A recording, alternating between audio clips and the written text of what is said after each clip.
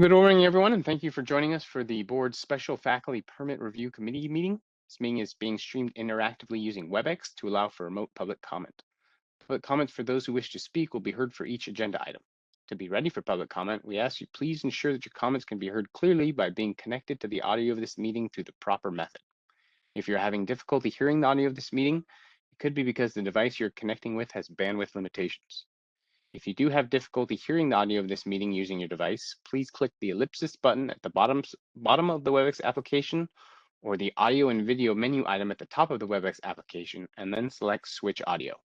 You will see an option to call in and will be provided with a telephone number, access code, and attendee ID that can be used to connect to the meeting audio via phone. Using the information provided, it will automatically disconnect your device's audio and connect your phone to the name you joined the meeting with. By using this method, if you're having audio problems with your device, this will still allow you to participate and hear the audio of the meeting. Please see the View Additional Meeting Information link on the first page of the meeting agenda for more information on connecting to the meeting and accessing the meeting materials. Thank you, Dr. Hauser. You can now start the meeting. Thank you, Sean, and good morning, everyone.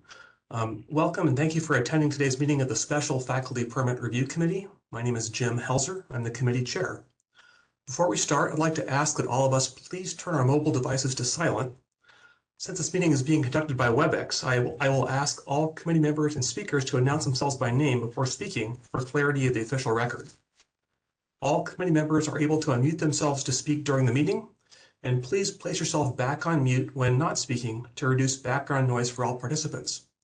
Following this online meeting etiquette will ensure the best audio quality for everyone.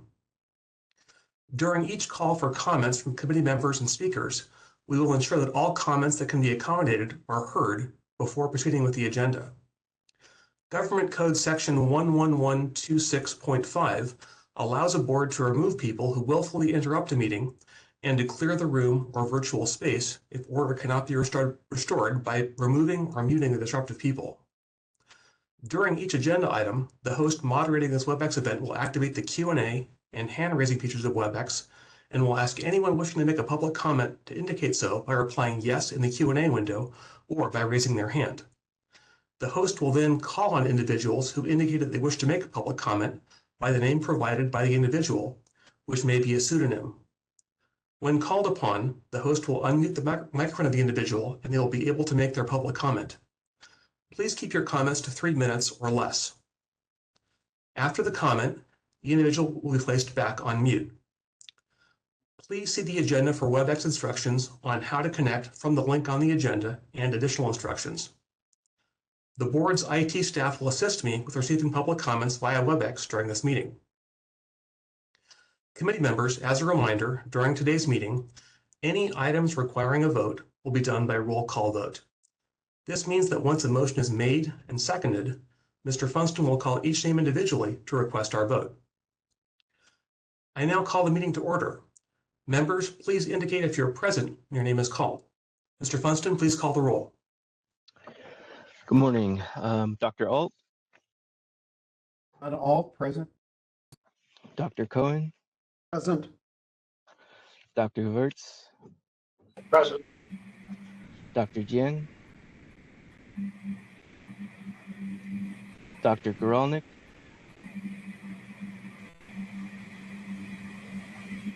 Dr. Helmy? Dr. Tanaka? Present. Dr. Gulo? Dr. Gulati? Present. Dr. Lukacs? Present. Dr. Siddiqui? Present. Dr. Whittington? Present. Ms. Chung? She's working on connecting via phone right now, but so she's looks present but not connected audio yet. Gotcha. And Dr. Heelser? Present. Thank you. A quorum is present. I'd like to take a moment to welcome some new members to our committee. First, Ms. Annie Chung is a public member of the medical board and the vice chair of the committee. Second, Dr. Robbie Giulati is now representing UC Riverside. Dr. Jennifer Gullo is representing California North State University. Dr. Emily Lukacs is representing UC San Diego. and Dr. Pedro Tanaka is representing Stanford University. Welcome to our new members, and thank you for your support of the committee. Today we have two applications being presented. In Dr. Zhang's absence, Dr. Sharon Lum will present applicant Dr. Somnath Chattopadhyay for Loma Linda University, and Dr. Gewertz will present applicant Dr. Alexandria Lush for Cedars-Sinai Medical Center during agenda item number 4. The next agenda item is public comment on items not on the agenda. The committee may not discuss or act on any matter raised during the public comment section, except to decide whether to place the matter on the agenda of a future meeting. Are there any public comments? Anyone in the audience, attendees which would like to make a public comment, you can do so by using the hand raising feature, or you can just type anything in that Q&A window. I'd like to make a public comment. Either way here, we'll give you a few seconds to queue up, see if anyone would like to make a public comment.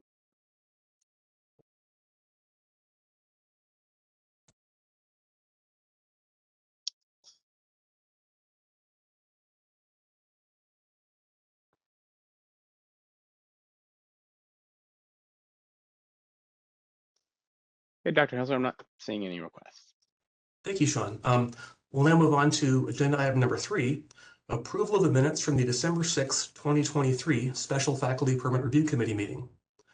Are there any edits or corrections from the members?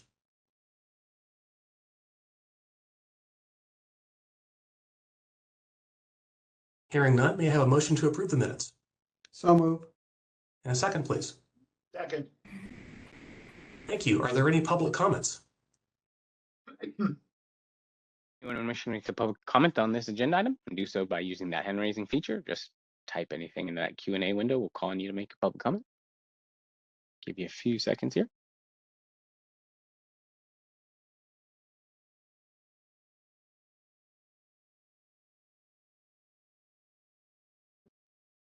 I'm not seeing any requests. Great, thank you, Sean. We'll now take a roll call vote to approve the minutes. Mr. Funston, please call the roll. Dr. Alt, Dr. Cohen, Approve. Dr. Verts, Approve.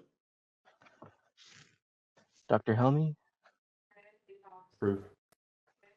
Dr. Tanaka, Approve. Dr. Gulo, Abstain. Dr. Gulati, Approve. Dr. Lucas, Should probably abstain because I wasn't there for the meeting. Dr. Siddiqui, Approve. Dr. Whittington, Approved. Ms. Chung, Dr. Hielzer. Approve. Thank you. The motion carries. We'll now move on to agenda item number 4, the presentations of the special faculty permit applicants.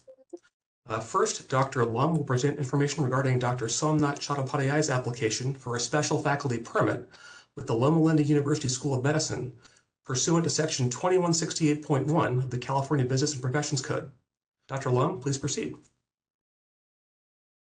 Thank you to the committee. I'm Dr. Sharon Lum. I'm chair of the Department of Surgery, and I'm speaking on behalf of Dr. Dan Jing. And we are privileged to present the application for Dr. Somnath Chattopadhyay for a special permit. Dr. Chattopadhyay is a well-known transplant surgeon in India and an expert in living donor liver transplants. And we have recruited Dr. Chattopadhyay for the position of surgical director of the Loma Linda University Medical Center for living-related liver transplant program as associate professor of surgery under the leadership of Dr. Michael De Vera, chief of the Division of Transplant Surgery and director of the Loma Linda University Health Transplant Institute. Dr. Chattopadhyay received his medical degree in 2002 from the Government Medical College in Nagpur, India. In 2012, he completed his general surgery training with specialty in general gastrointestinal and liver transplant surgery in Mumbai and in New Delhi, India. And then from 2012 to 2014, he came to the US and trained at the University of Pennsylvania and an American Society of Transplant Surgery approved multi-organ transplant surgery fellowship. After completion of his transplant surgery fellowship at UPenn, he returned to Mumbai, India, where he was an attending transplant surgeon at the Global Hospital and Jupiter Hospital until 2018, when he became the chief of transplant and head of hepatopancreaticobiliary and liver transplantation program at the Kokilaban Jirabu Ambani Hospital, or KDH, which is one of the largest quaternary academic hospitals in Western India.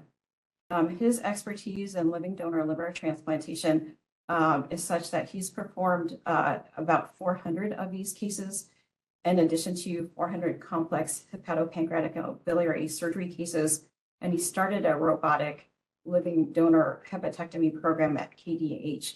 And then just to put that into context, in Asia, there's not a very robust deceased donor transplant program. And so living donor programs are much more robust. They perform about 3,000 living donor liver transplants in India annually, whereas in the US, we only perform about 600 across the nation. And Dr. Chattopadhyay himself has performed nearly 400 as a primary surgeon. These cases are extremely technically challenging.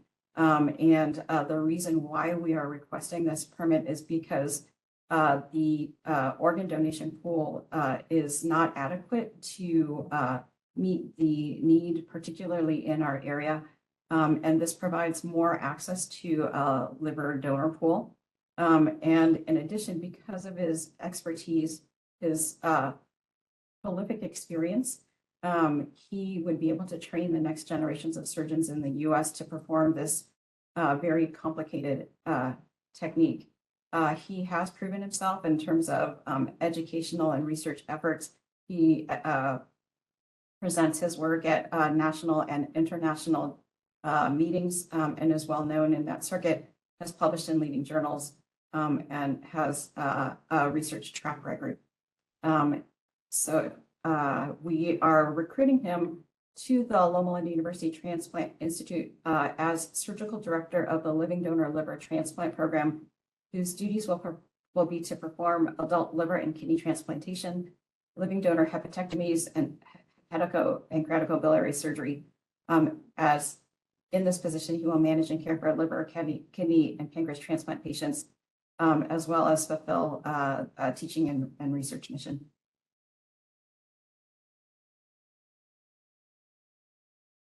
I would be happy to answer any questions. Thank you, Dr. Lum. Are there any questions from members for Dr. Lum? Yes, Dr. Lum, this is Bruce Gore. Sounds like a fantastic candidate. Has he ever practiced at any time in the United States in fellowship or observation or? Yes, he was an ASTS approved abdominal transplant fellow at the University of Pennsylvania for 2 years. It was a standard fellowship. Great. I heard from his program director that it was an exceptionally busy time because they were down in transplant staff. And so he actually did more than the typical number of transplants. During the time of his fellowship, was able to operate independently for kidney transplants and primary of the HPB anastomosis during the others.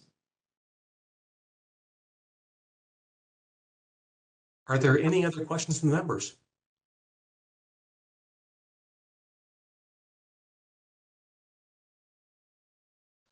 Are there any public comments? Anyone wishing to make a public comment can do so by using the hand raising feature or typing anything into that Q&A window. We'll give you a few seconds here to see if anyone queues up.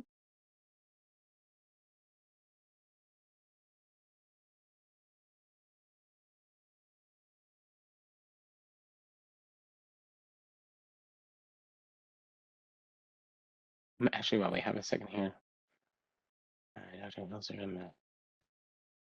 Actually, I believe Ms. Chung is connected by audio now. She's on a call in line only, though I think that's going to be a problem for the closed session here, but we'll continue to work on that with her. But I don't see any requests for public comments right now. Great, thank you, Sean. Dr. Gewirtz will now present information regarding Dr. Alexandra Lush's application for a special faculty permit with the Cedars-Sinai Medical Center pursuant to section 2168.1 of the California Business and Professions Code. Dr. Gewirtz, please proceed. Thank you very much. It is Cedars-Sinai's pleasure to advance Alexander Deloche for consideration for 2168. Dr. Deloche has quite a remarkable background. He received his MD at the University of Paris in France in 2012, and even during that time, his thesis was on vascularized composite allografts, which has to do with transplanting whole organs in humans. Following the completion of medical school, he was a resident in surgery and plastic surgery, as well as orthopedic surgery at the University of Paris, and during which time he obtained his PhD also in the subject. So this has been the driver of his professional career at all times. Between 2015 and 2021, he supplemented his work in Paris, his clinical work in Paris, with a research fellowship with Dr. Kurt Citrullo, who's one of the international leaders of composite allografts. During that time, he was with Dr. Citrullo when they did the first penile transplant in man, and he also participated in the first facial retransplantation in Paris in 2018. He is extremely well published.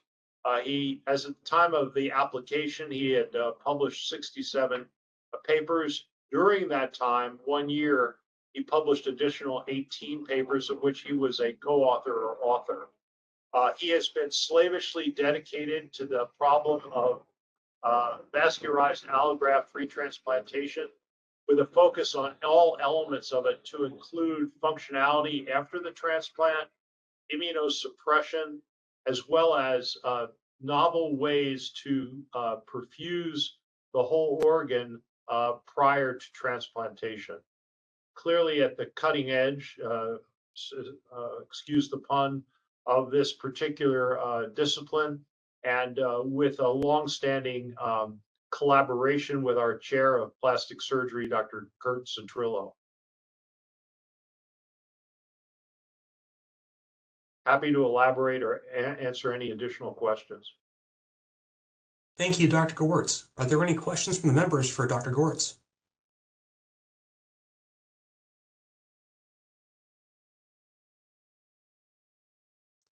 And are there any public comments? Anyone wishing to make a public comment on this presentation, please do so by using the hand raising feature or just typing anything into that Q&A window. Give you a few seconds to queue up. Also, Ms. Chung, I believe that you on the call and only user line there. You can toggle your mute there by pressing *6, I believe, if you do have any questions. All right, no questions, thanks. Thanks, Ms. Chung. When we go to the closed session, you'll join the same way. I'll look for this same number. Thank you. Okay. Dr. Helder, I don't see any requests at this time.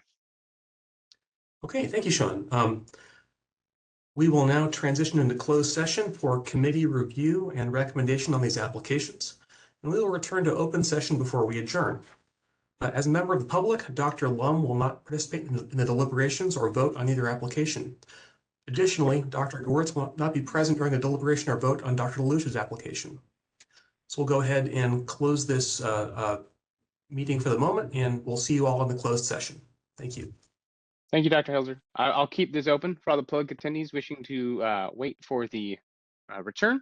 For all the committee members, please go ahead and use the little red X, leave this meeting. Please use the 10:20 a.m. invite to join that closed session, and we will see you over there.